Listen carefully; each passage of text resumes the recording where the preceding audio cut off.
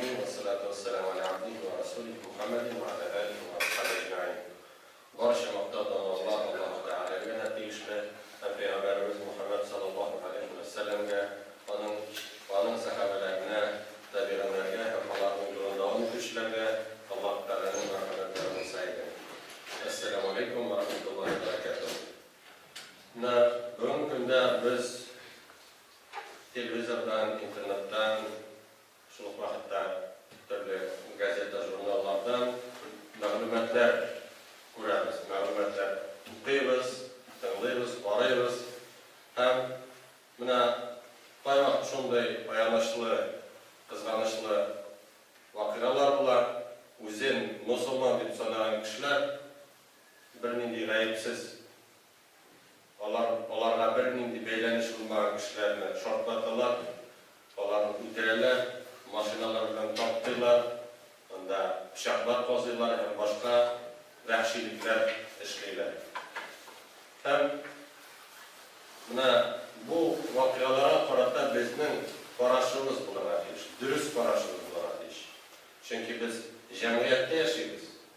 Chunki mana bu madrasada biz sizni bo'lajak imomlar etib, bo'lajak din ahllari etib tarbiyalaymiz. Endi shunday savol bergan. Dinimizda bunday narsa bormi? Dinimizda shunday terrorizm degan ayb, ekstremizm degan ayb bormi?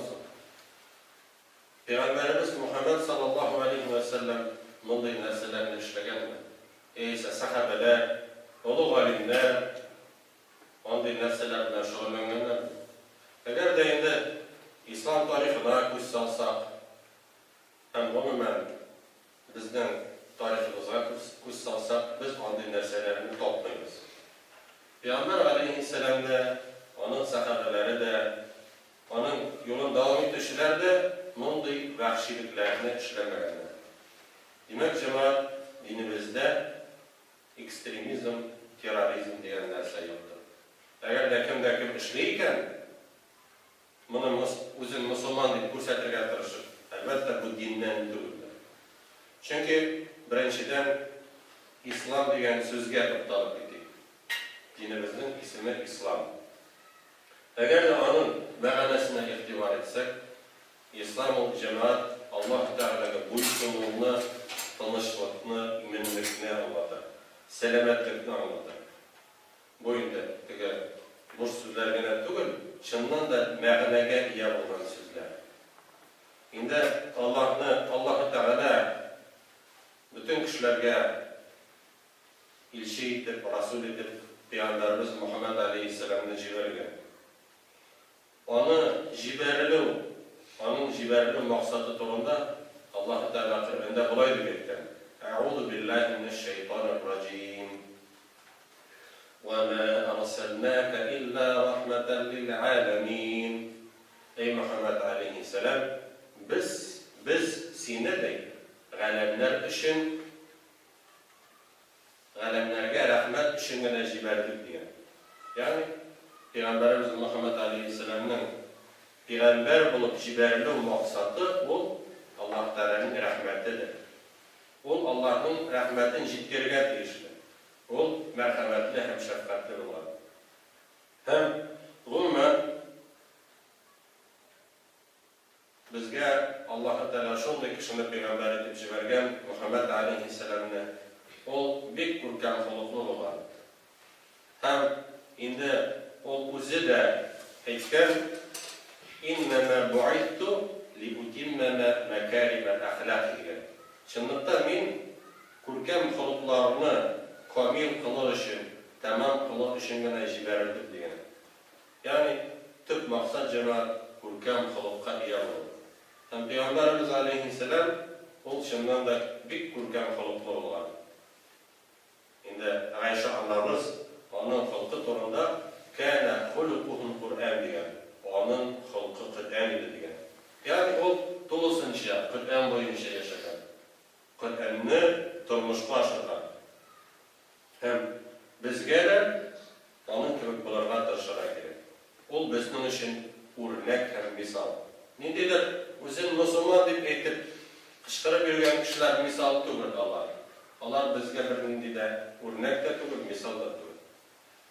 Yani şın misal Peygamberimiz Aleyhisselam. Şimdi Peygamberimiz Muhammed Aleyhisselam o başka peygamberler gibi onun tüp işi, tüp vazifası o dinge şaklı olan, dinge indi olan. Allah-u Teala Kur'an'da etken La ikrahe fid din. Dinde kişiler yok diye. Bir kümle deyinde kişiler ilkenden mahrum edip, Müslüman edip bulmuyor.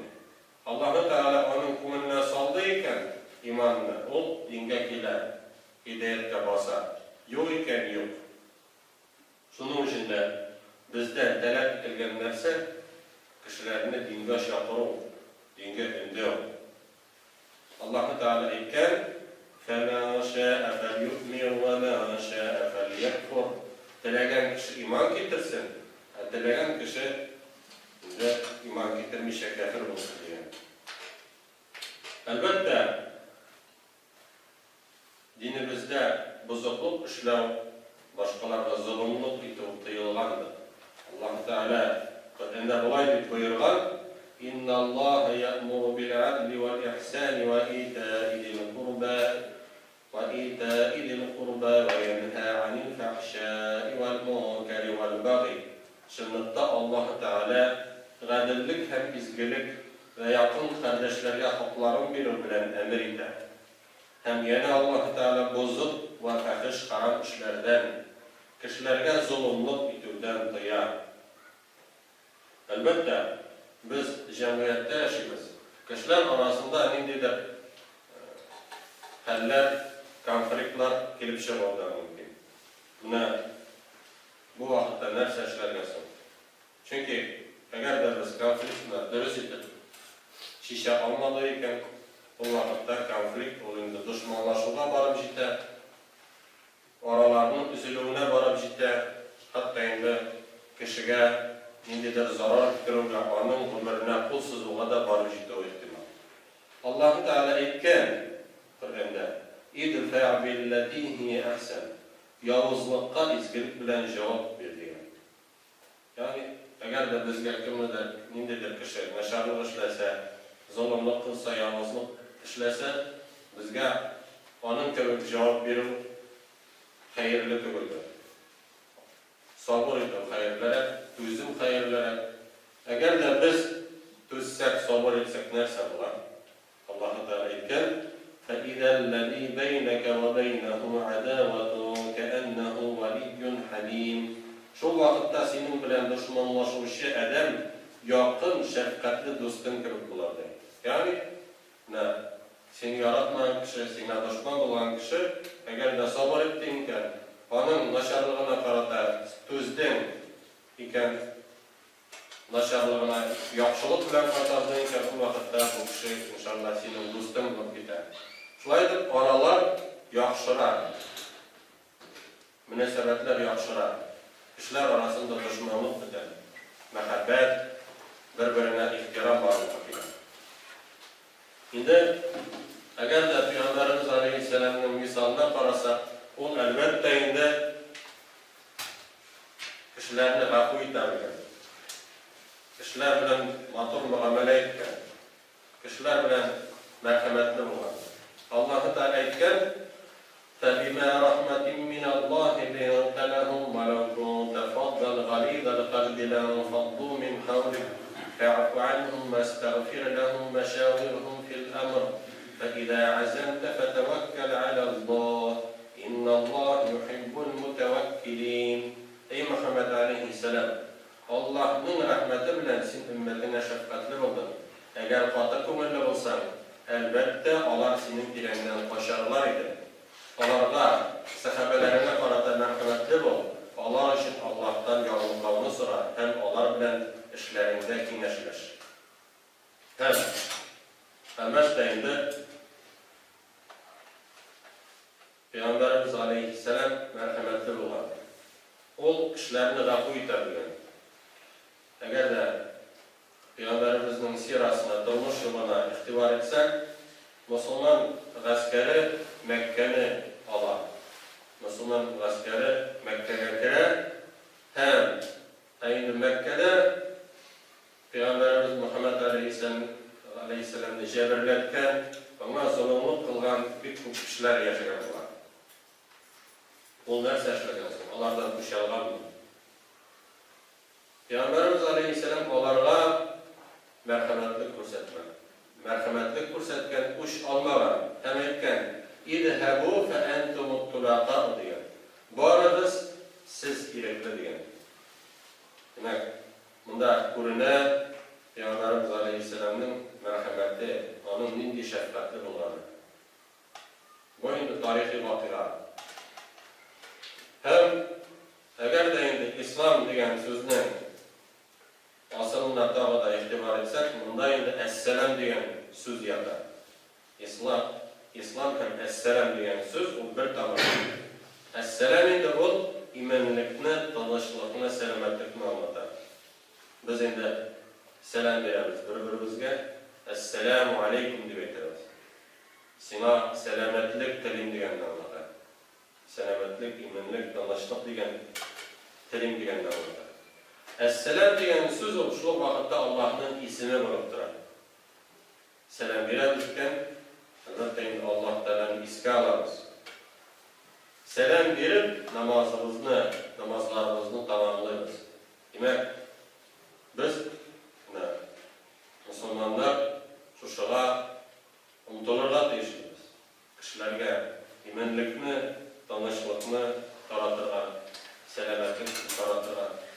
Anindi de naşarlıkını, bozukluğunu, yavuzluğunu tüger. Şimdi elbette Peygamberimiz Aleyhisselam o özünün sahabelerin hürmet etken yaratkan onlara hürkem münasebetler olan. Şuluk vakitte indi onun tiresinde Müslüman bulmayan kişilerde yaşayanlar. Mesela onun Yahud kurşesi olan. Özünün kurşesin Müslüman bulmasa da Yahud bulsa da onu hürmet etken. Eğer de rızık pişireyken onlarga rızık keptip bir atırgan var. Eğer de şirlese halim bilgen, yerden gitken. Ne için şuna etken? Çünkü indi Kur'an'da bu turada etilgen. Allah-u Teala böyle diyor. Min ecli zâlike ketebnâ alâ beni İsraîl ennehu mâ qatala nefsen bi gayri nefs. Şimdi bunda Banu İsrail kavmi turunda etilgen. Şimdi Banu İsrail kavmine emir etilgen.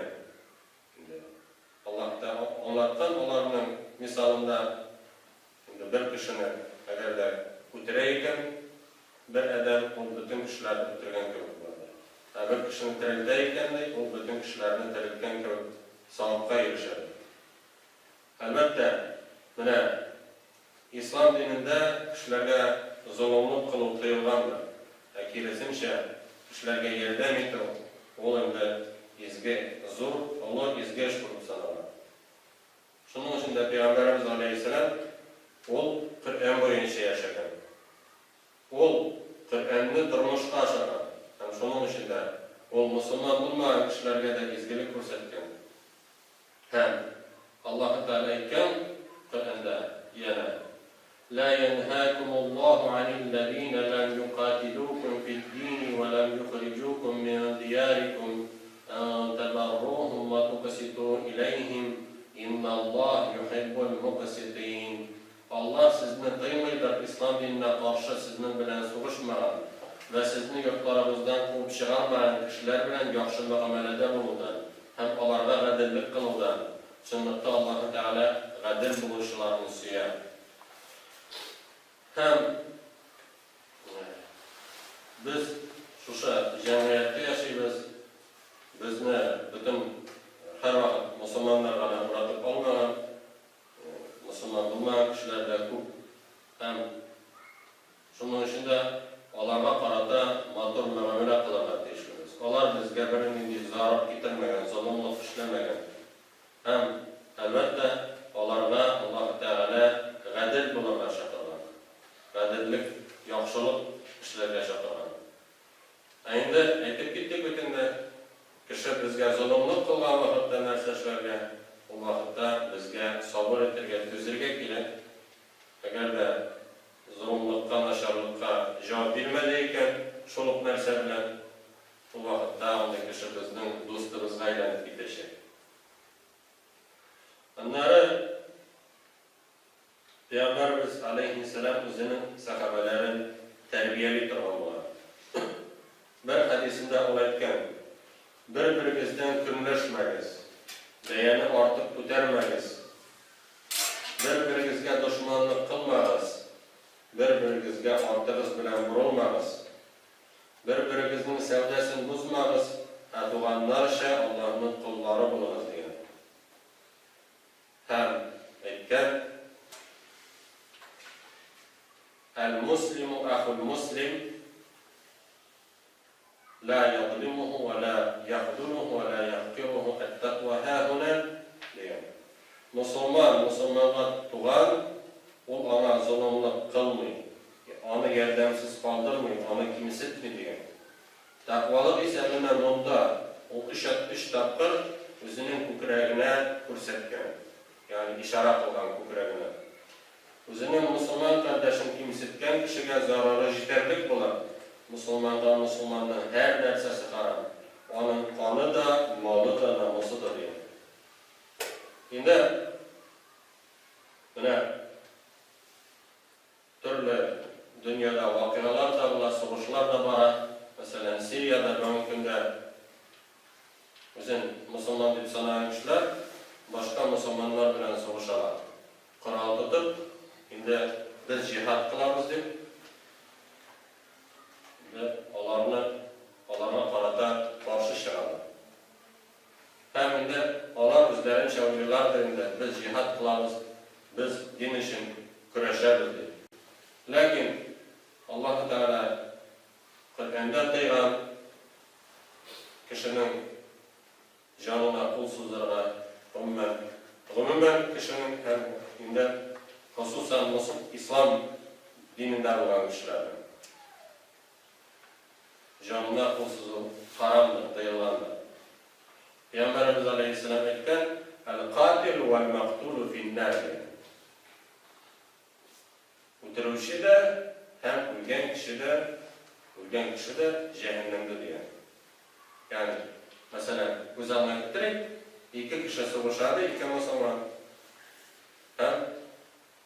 Birisi ikkinchisini o'ldiradi. Peygamber Aleyhisselam aytgan, ularning ikisi de cehennemde bo'ladi. O'tiruvchi de ham o'lgan kishi, o'tirilgan kishilar.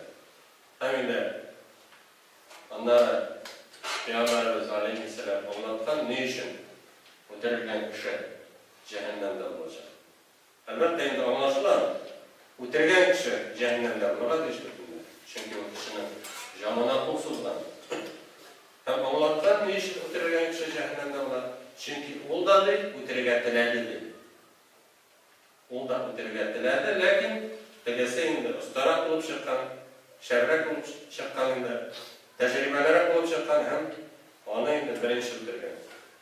Shol sababli jamoat mana bu hadisga e'tibor etsak, onda endi sug'ushib yurgan kishi masalan jannatda bo'ladimi? Ol endi musulmon deb sanala oladimi bo'lmaydi. Albatta endi hadisten kuruluşu, onday kishi cehennemde bo'ladi. O'tirgan kishi de, o'lgan kishi de cehennemde bo'ladi. Shuning uchun endi bu jamoat jihad bo'lmaydi. Musulmonga qarshi sug'ushayotgan jihad bo'lmaydi birinchidan. Ham albatta mana jihad u jamoat din uchun tarashlik ko'rsatadi. Din uchun tarashuv, mana shu bo'ladi. Allah yolunda kurashuv jamoat. Siz bunda kelgansiz, bilim olarga o'zingizning ati anilaringizni qoldirgansiz. Mana direktda birinchi kurslarga olib endi eng boshda siz o'rganganmisiz lekanda? Ta'minot osharga, ijara yo'qlarga, ati anilingiz yonida orqangizdan suyib qo'yadira. Hamda sizning endi suyushi yo'q. Oğlum nerede aşıysan bugün bir etken kişi yok. Kiyiminizni yuvatırgan kişi yok, o'zingiz har bir narsani ishlarga kirishsiz. Lekin endi bu sizning uchun sinov. Kimdir endi de o'quv yurtida borib ketgan, texnikum o'qiyotgan, uchilishga ketgan. Unda endi o'zincha yashashga tirishadi. Lekin onda o'qimashliklarga shartlari yo'q. Sizni ta'minay rizqlar pishirib turmaylarida, o'g'irlar. Hazratlar da yo'q. Onda endi qiynavlari da mumkin, onday qo'riqlarida turli xillar bo'lishi mumkin. Lekin sizga alhamdulillah mana shunda o'zalli turmush olib boriladi. O'zalli turmushni boshliq bitta joyi, bitta agar siz sabr etsangiz biroz mana inshaalloh siz endi o'sha o'zallikqa aylanasiz. Ondan siz bunda o'zingizga negiz solasiz. Kishining negizi bo'ldi ekan, o endi naq bo'ladi. Agarda negizi yo'q ekan, albatta u nendek shaxs bo'lsin. Agarda bunday shartlarda da yashay olmasa, anisini sog'inib, endi yig'lab yotsa, meni kelib ol deb aytsinlar. Chaqirsa, u nendek shaxs bo'lsin endi. Kim bo'la olmasin? Agarda bunda da yashay olmasa, sen demak, agar o'ris tilida aytganda ne udashni deb chiqasan. Bunda da yashay olmas, bunda da qo'yda yashashga jiynasan. Gel aningni itagini tutib yerga jiynasan. Olar bitmayinga tugul. Mana shunday hollarda bor. Olar da endi sizdan narsalar umid etadi. Nega olasiz bunda o'stirganlarni? Gel sizni ortangizdan ishtirok bergan. Siz bitindi hozir inshaalloh balik bo'lgansiz. Hozir endi siz o'zingiz aytganingiz qaror qilasiz. Olar bir kunda farklı yaşaklar, olarga yordam kerak bo'lacak. Mana shunda savol etib o'qisangiz inshaalloh birinchidan siz shaxs bo'lasiz, lичность bo'lasiz. Unda o'qib chiqasiz ekan aytasiz o'zingizga. Qarang, men bo'ldira oldim ekan. Shundan da mendan kelib chiqar ekan bir narsa deb aytasiz. Demak sizda o'zingizga ishonib bormoqqa kelasiz. O'zingizni hurmat etib bormoqqa kelasiz. Yo'q ekanida narsa, yarim ketdim, aytganingiz albatta endi ko'p chiqarmang. Yarim endi o'g'lim ana kelib chiqmadi endi, aytam bunda o'qi bir narsasini adashtiramiz deb aytayin deb tanishlandilar. Lekin baribir bitinda sizlardan men uyata olmaysan. 11 bittasan onları yashashga kerak, o'zallarimizni foydalanib turgan kerak. Yangidan boshlaysan. Lekin endi unda boshqaroq bo'ladi. Shartlar da boshqaroq bo'ladi. Unda tamakisida tortalar, pivosida ishlar, oraqisida ishlar qiladi. Buzuqlikda qilalar. Unda oqmashib turadi. Shuning uchun da jamoat to'g'rilikqa sabr etishga kerak. Boshqalarga misol bo'lish uchun, boshqalarga o'rnak ko'rsatish uchun o'zing boshqa naqla negizda bo'ladi. Naqla negiz qaror kerak o'zingga. Agarda o'zingda naqla negiz bo'lmasa, nechiksin boshqalarga tarbiyali olasiz. Mana sizdan narsalar ko'talar jamoat. Sizdan narsalar ko'talar sizga umid bog'laydi. Как просто aytganda, bu надежда нашей umma deyiladi. Bu endi nenda yuqori so'zlar tug'ilgan. Motorlik uchun söylegan so'zlar tug'il, bu ishning haqiqat. Agarda sizdan da umid bo'lmasa, kimdan daha umid bo'ladi deysiz. Oranda pivo tutib, tamaki tortib yurgan, buzuqlik qilib yurgan yoshlardan umid bo'lmasa. Onlardan nenda umid bo'lsin, ha? Sizdan umid shundan. O'sha ummatni, xalqimizni tarbiyalarga tegishsiz. Sizga shunday zo'r vazifa yuklatilgan. O nendek vazifa? O payg'ambarlarning vazifasi. Kishilarni tarbiyalash. Albatta bu yengil tugul. Lekin endi buni hali yoshsiz. Anlara siz ortaysiz. Anlara 70 yosh to'ldi endi siz o'zingizning turmushingizga kuzatuv yasaysiz. Qarang, 70 yosh yashadi, narsa ishladingiz. Agarda endi siz alhamdulillah madrasani o'qib chiqdingiz deydi. Anlara din yo'lida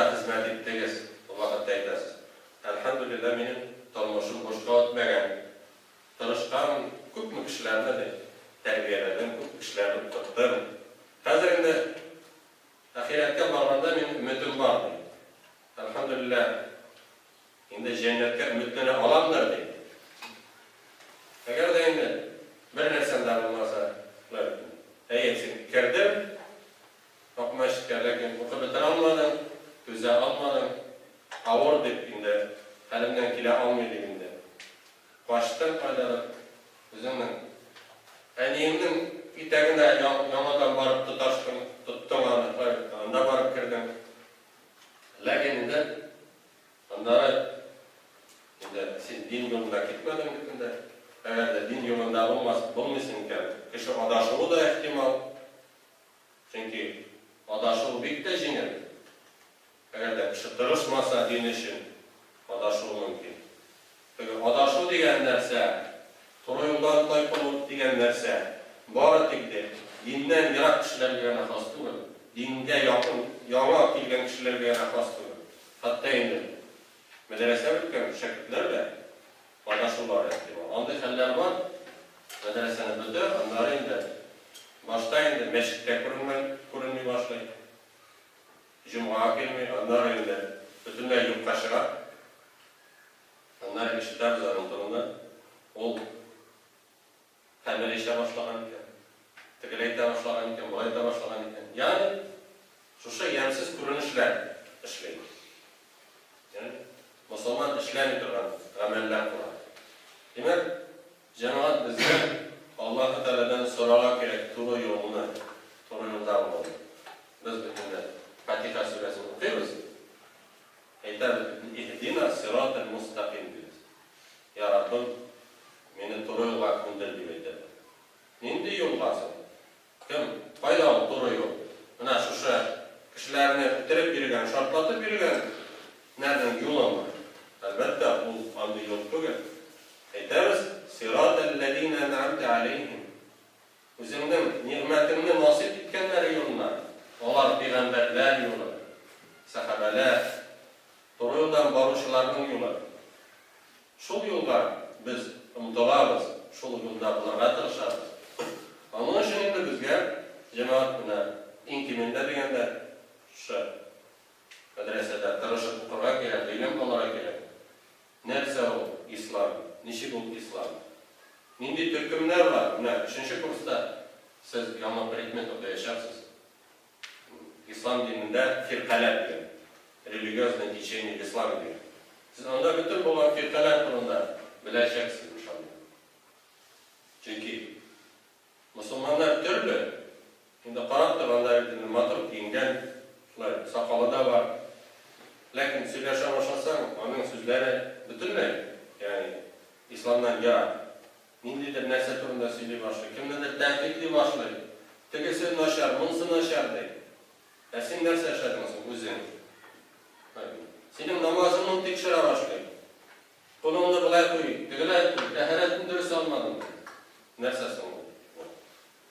Sen agarda bilmasang, endi optirab qolasan endi.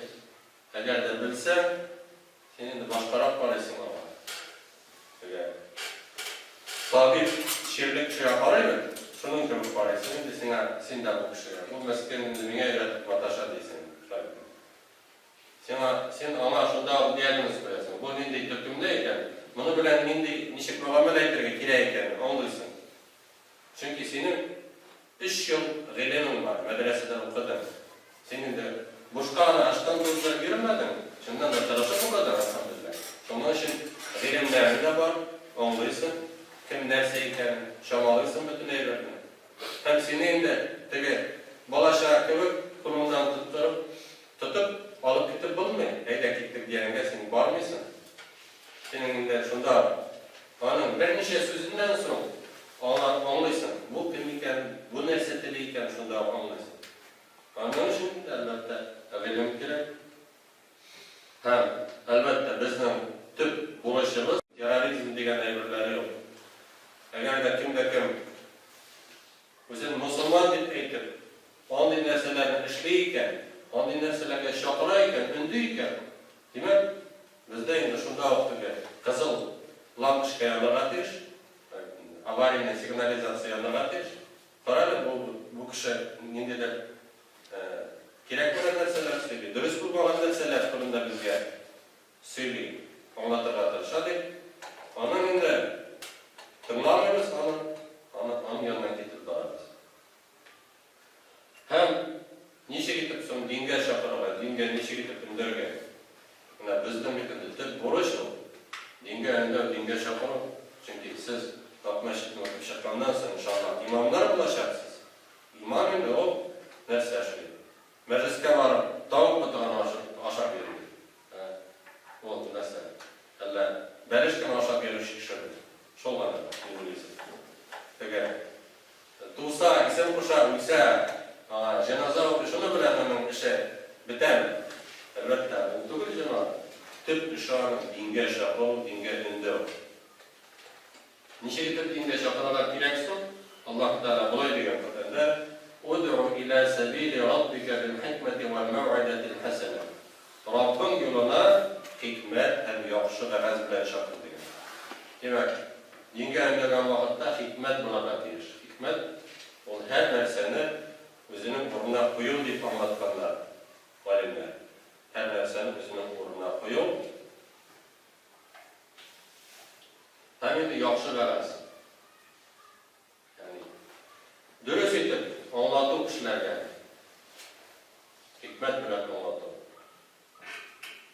İlim bilen anlattım. Eğer de ilimin bulmazsa, dinini nişikten anlamazsan, nişikten anlatasın dinini. Kişikiyle de soruyu, buna Hazret, sizin inşallah Hazretler de bulaşacaksınız. Vakit gitgeç. Hazret bilen, İslam dini bilen kızıksınım, dinge kilideydi değil. Bunlar nişik ana bilen söyleşesiniz. Nerse etlesin. Yani yaxşı bilen kitap oku da deyip baytarıp jiberesin. Eyse onu bilen aralaşasın.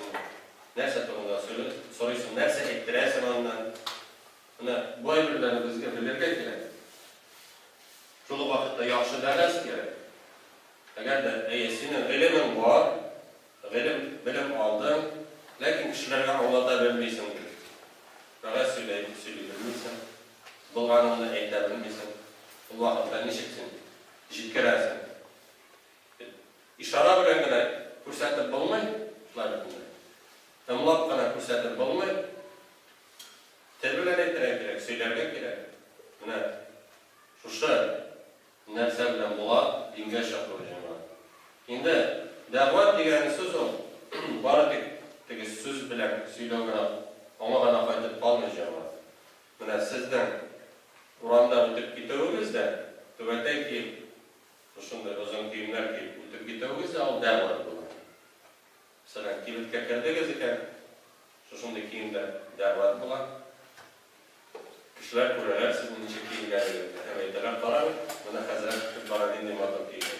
Ona için için kiyinip verirsin. Yırtık cinsalar kiyim olansındayım. Hindi nerseler, hindi yazılar yazılgan bu futbol kanalı deyip soruyor. Olarak bir şeyin özünün anımına mesela. Demek, bizge örnek var gerek bütün üstünde de. Kişilerge örnek var gerek. Kişiler bizden ümit ederler. Siz hazırında inşallah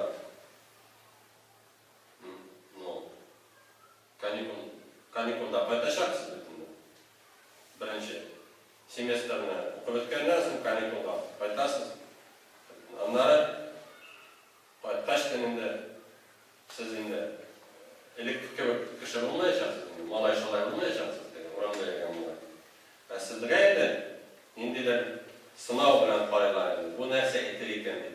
Nerseler kötüler kişiler sizde. Eğer desin elektrik bitkenden kışkırıp onda tertipsiz kılansa o vakitte etiler. Bu benden mağana bulmadığında, toluk bulmadığında değil. Elektrikte şunda tertipsizliğinde hazır da hemen şulay iken uylap koyarlar. Netice yapıyorlar senin konuda. Eğer de senin de özünden şirket dükkanını unutmuşsun iken, özüne ninde zor cevap olup yükletilgen iken, taraf ister tutasın iken, o vakitte sen elektrik kılamıyorsun. Din ehli kişiler bilen aralaşasın, mağdur edip aralaşasın, nindi terbiyeli, tertipli deb biliyorlar. Hem kişiler sana karata indi. Sana karata ışanış varlık hakikaten. Senin sözünü tanımlarlar bu vakitte. Demek, va degan narsalarda da'vat degan aybir ko'rina boshladi. Hem albatta turli kishilar bor. Musulmonlar bor, musulmon bo'lmaganlar bor. Albatta anlaşılır musulmonlar bilan nechik muomala qilgan. Ular bizning qardashlarimiz. Ularga qarata bizning bo'lishlarimız bor. Masalan, musulmon she'rlar bitsa, qalam bilan kerak. Onu şaratar ekan, selam bilen kerak. Chaqirar ekan, onun yanına borar kerak. Onu va'zlari kerak agarda so'rayotgan va'z, kengash so'rayotgan, kengash berar kerak. Ya'ni yerdan o'tirgan mumkin qadar yaxshi muomala qiladi. Shu vaqtda boshqa din ahllari bor ekan. Biz Indiyada, Arabistonda yashamaymiz, biz Rossiyada yashaymiz. Unda musulmon bo'lmagan kishilar behisob. Ular bilan nechik muomala qilyapsan? Albatta endi dinde kishilar yo'q. Bizning bo'lishimiz, vazifamiz Allohni tushuntirib kishilarga, yetkazib dinni.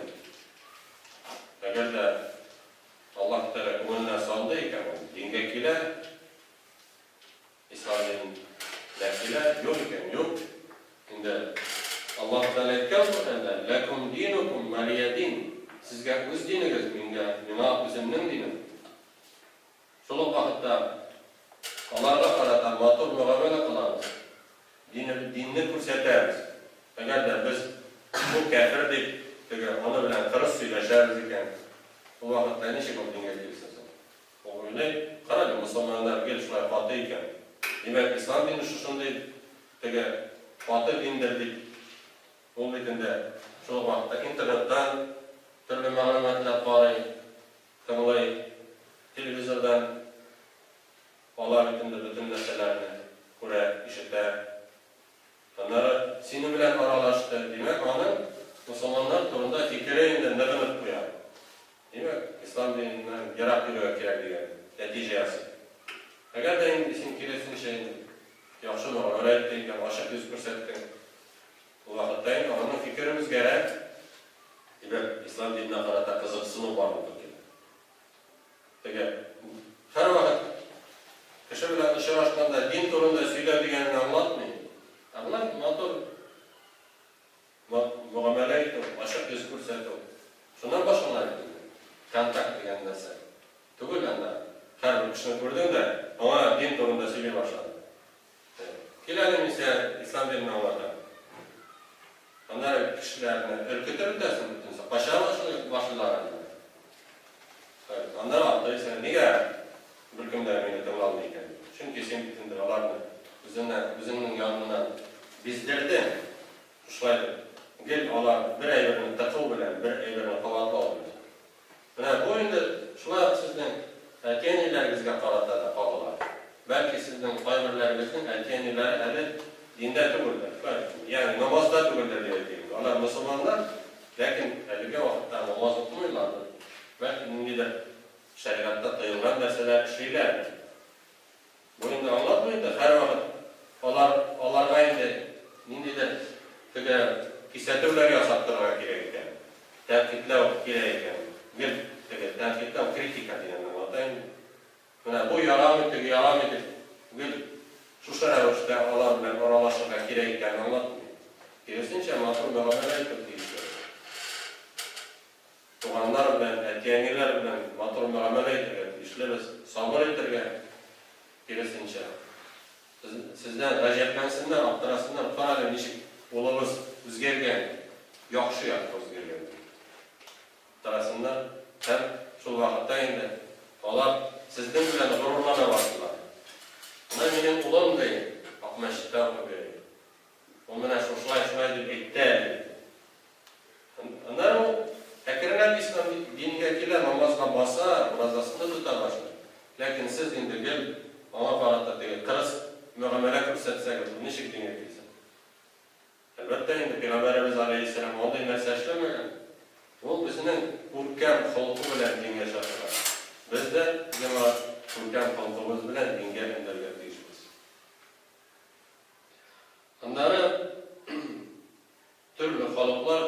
kişiler var. Türlü milletler var. Allah Teala aytgan Kur'an'da Ya eyyuhen nasu inna halaqnakum min zakarin ve unsa ve cealnakum şu'uben ve qabaila lita'arafu. Ey kişiler, biz sizlerini er ve kadın itip kalıp kıldık ve sizden tarmaklar ve kabileler kıldık birbirinizi tanımak için. Şunlukta sizin Allah huzurunda hürmetlileriniz Allah'tan korkup günahlardan saklanmışlar. İnne akramakum indallahi etqakum. Allah'tan. Demek, elbette türlü halklarının buluğu, türlü şunu vakitte dinlerinin buluğu, Allah Teala'nın bir hikmeti. Demek, bizge karışırda işlerge gerek. Şimdi, amel kılırga, eğer de amel kılsak, tırışsak, şimdi kilip şahit bütün mesele. Şimdi, kimdir bizge zulümlük kılayken, naşarlık işleyken, en hayırlısıyla gafuydu. Allah Teala'yken Kur'an'da وَاَنْ تَعْفُوا اَقْرَبُ لِلْتَقْوَى Eğer siz gafu etseniz, takvalıkka yakınarak bulursunuz. Nişik takva bulurlar, nişik yukarı dereceye erişirler. Demek, bana şunday meseleler cemaat. Peygamberimiz Aleyhisselam nişik anlagan dinini, şu ravuşta anlarga, umutlarga deyişiriz. Kimdir aytgan şekilde. Hem de var okutuşlarımız, muallimlerimiz, hazretlerimiz, eğer de sorular gelip çıksa onlardan sorar gelir. Kimdendir şu internetten kimdendir sorup yatıp da nindedir anda belgesiz şeyhten imiş. Olanda faydalı oturar, o sana cevap vereymiş. Senin sorular. O seni bilmiyor, görmüyor. Onda nindi hal ikanin, nindi vakıalar var ikanin bilmiyor. Onun için sana cevap versin sen. Şundan şimdi sorular gelip çıkarken hazretlerine müracaat ettiniz. Onlardan sorar. Hem elbette yine tanışıp okurga, ilim olarak giren, sabır ettirgen, birbiriniz bilen batıl muamele ettirgen. Siz bir cemiyet, bir общество. Siz eğer de şundan da net olsanız, birbirinizni hürmet etseniz, sizge yaşam jengil bulaşar, kızık bulaşar. Şimdi Allah Teala bereketini nasip edecek. Eğer de birbiriniz bilen konflikte kirsangiz, sabır etmeseniz, kişini gafu edebilmeseniz, bu vakitte yine kızık olmuyor, ağır olanında yaşar bütün bizlere. Onlar dinimiz de alıp ite almıyor. İlim de alıp olmuyor, mühit bulmasa, eğer de serida bulmasa, mühit bulmasa. Mühit ne? Siz durdurasınlar. Var bizden 3. kurslar, 2. kurslar, 1. kurslar. Demek, bütünümüzde birge bularak gerek. Sabır ettirgen, tırışırlar. Demek, ilim alırlar. Hem inşallah şunday aytip getirgen türlü yönelişlerden yaratılırlar inşallah. Allah-u Teala barşalarımızga da hayırlı hem faydalı ilimler alırlar nasip eylesin. Hem şu tabi